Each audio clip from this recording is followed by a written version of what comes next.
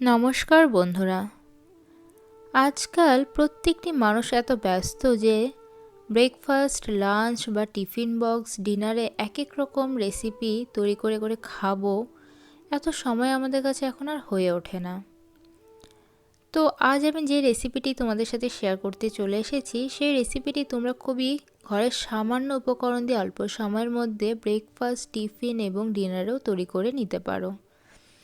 রেসিপিটি করার জন্য একটি বলে আমি নিয়ে নিচ্ছি আটা, যেটি আমাদের প্রত্যেকের ঘরেই কমন। সাথে নিয়ে নিচ্ছি চালের গুঁড়ো, তোমরা চাইলে এর পরিবর্তে কর্নফ্লাওয়ারও নিতে পারো। দিয়ে দিলাম স্বাদ মতো নুন, হলুদ গুঁড়ো, চিলি ফ্লেক্স এবং শীতের বিভিন্ন রকমের সবজি, যাতে থাকছে ছোট করে কাটা বিনস, গাজর, টমেটো, ধনেপাতা, বাঁধাকপি এবং কাঁচা লঙ্কা। সমস্ত উপকরণগুলি আমি অল্প অল্প করে দিয়ে দিচ্ছি।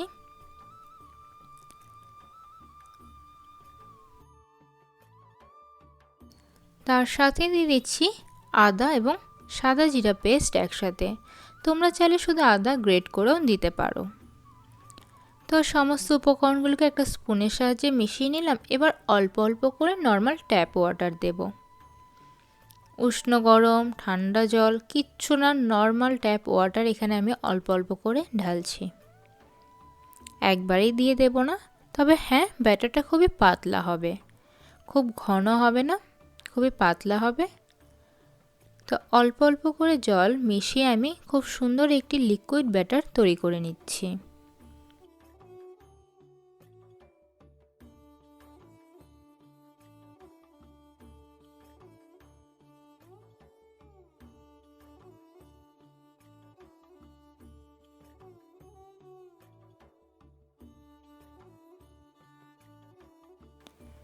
ব্যাটারটি আমি তৈরি করে ফেলেছি। এবারে ঘনত্বটা তোমাদের একবার দেখিয়ে দিই। পুরো জলের মতো কিন্তু ঘনত্বটা হবে। এটা যত পাতলা হবে আমাদের রেসিপিটি ততটাই সুন্দর হবে। এবার একটি তাওয়াতে আমি ব্রাশ দিয়ে সামান্য তেল গ্রিস করে নিচ্ছি। এত অল্প পরিমাণ তেল গ্রিস করে নিলাম, যেটি কিন্তু আমাদের খুবই স্বাস্থ্যকর।